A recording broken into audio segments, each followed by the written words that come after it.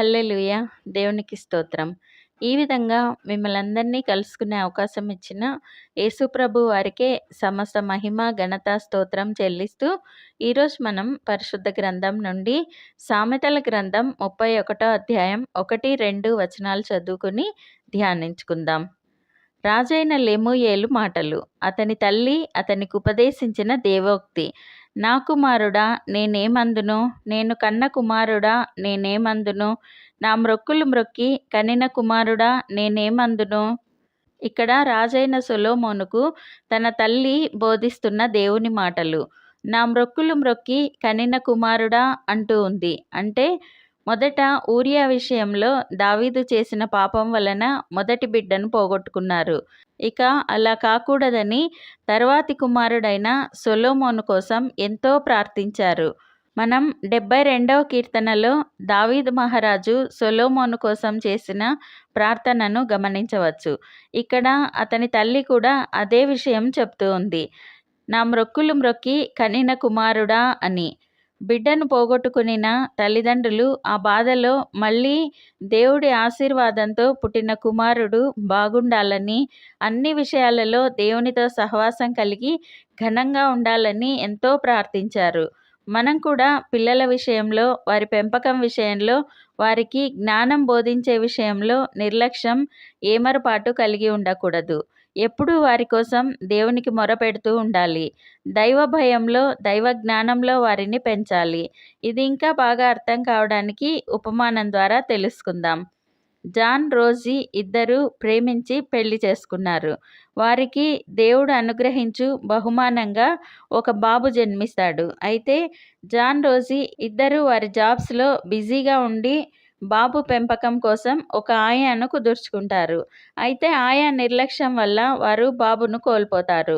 దాంతో బాగా కృంగిపోయిన వారు ఈసారి అలాంటి తప్పు చేయకూడదని నెల తప్పిన మొదటి రోజు నుండి దేవుని ప్రార్థిస్తూ, దేవునితో సహవాసం చేస్తూ ఎక్కువగా దేవుని సన్నిధిలోనే గడపసాగారు.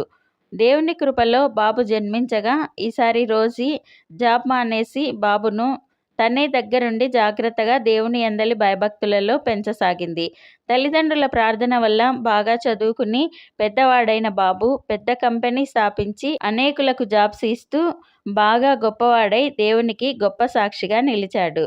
2వ తిమోతికి రాసిన పత్రిక 1వ అధ్యాయం 5వ వచనంలో, ఆ విశ్వాసము మొదట నీ అవ్వ అయిన లోయిలోను, నీ తల్లి అయిన యునీకెలోను వసించెను. అది నీయందు సహవసించుచున్నదని నేను రూఢిగా నమ్ముచున్నాను. ఈ వాక్యంలో మనం గమనిస్తే దేవుడు 3 తరాల్లో ఉన్న విశ్వాసాన్ని గుర్తిస్తున్నారు. తల్లిదండ్రుల విశ్వాసం, వారు పిల్లలను దేవుని యందు పెంచే విధానం దేవుడు ఎప్పుడు గమనిస్తూ ఉంటారు. అలాగే వారిని ఆశీర్వదిస్తూ ఉంటారు. దావీదు, బత్షెబ ప్రార్థనల వల్ల సొలొమోను అంతటి గొప్ప ఐశ్వర్యం, ఆశీర్వాదం, జ్ఞానం కలిగి గొప్ప మహారాజుగా పేరు పొందాడు.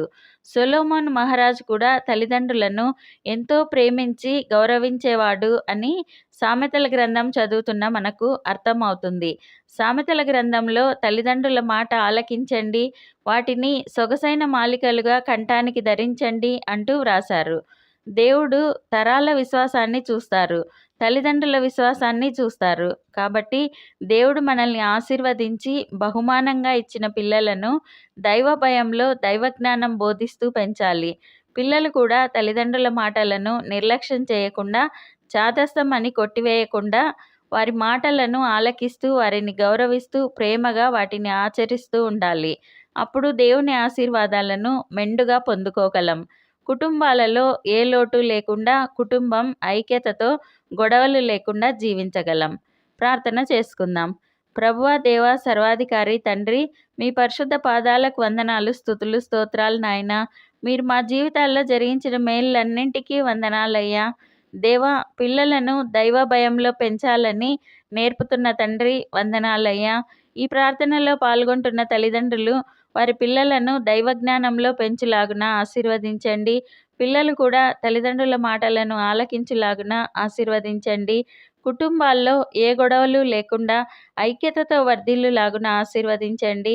వారి కుటుంబాల్లో నుండి వ్యాధి, లేమిని తీసివేసి స్వస్థత, సమృద్ధితో నింపండి. వివాహం కాని యవ్వనస్తులకు ఈ సంవత్సరం ఘనంగా వివాహం జరిపించండి. జాబ్ లేని వారికి ఇప్పుడే మార్గం తెరిచి మంచి జాబ్స్ దయచేయండి. వారు అన్ని విషయాలలో, అన్ని రంగాలలో గొప్ప అభివృద్ధి కలిగి జీవించులాగున ఆశీర్వదించండి.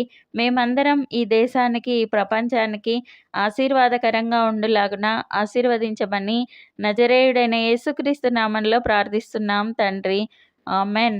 Thank you Jesus. మీకేమైనా ప్రార్థన అవసరతలు ఉంటే కామెంట్స్‌లో తెలియజేయండి. మేము మీకోసం తప్పక ప్రార్థన చేస్తాము. దేవుడు మనకందరికీ సహాయం చేస్తారు. దేనికి కృంగిపోకండి, దిగులు పడకండి, నిరీక్షణ కోల్పోకండి, నిరీక్షణ కలిగి ఉండండి. Thank you Jesus. God bless you.